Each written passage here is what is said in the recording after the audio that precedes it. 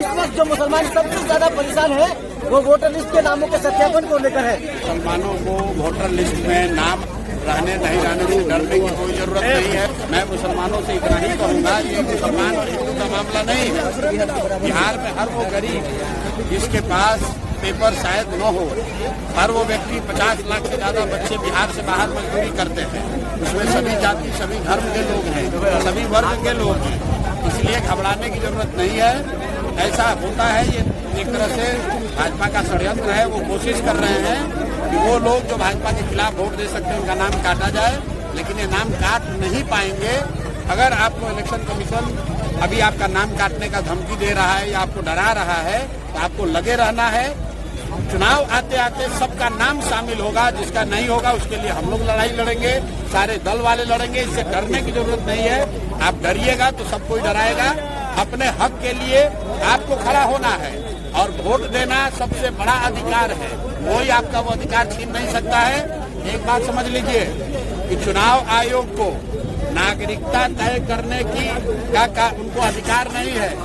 Supreme court का ये guideline है, सुप्रीम कोर्ट का जजमेंट है। चुनाव आयोग किसी की नागरिकता नहीं तय कर सकता है। चुनाव आयोग का काम वोटर लिस्ट बनाना है, वोटर लिस्ट के जरिए चुनाव कराना है। अगर चुनाव आयोग ये कह रहा है कि वोटर लिस्ट ठीक नहीं है तो चुनाव आयोग को जवाब देना है कि भाई 1.5 वर्ष पहले इसी चुनाव आयोग से पार्लियामेंट का चुनाव हुआ है, मोदी जी इसी वोटर लिस्ट से चुनकर प्रधानमंत्री बने हैं।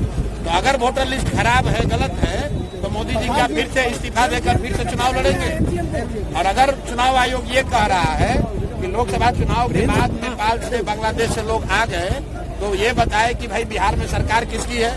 भाजपा की है, नीतीश की है। तो ये भाजपा नीतीश के सरकार के रहते बांग्लादेश और नेपाल से लोग आए कैसे?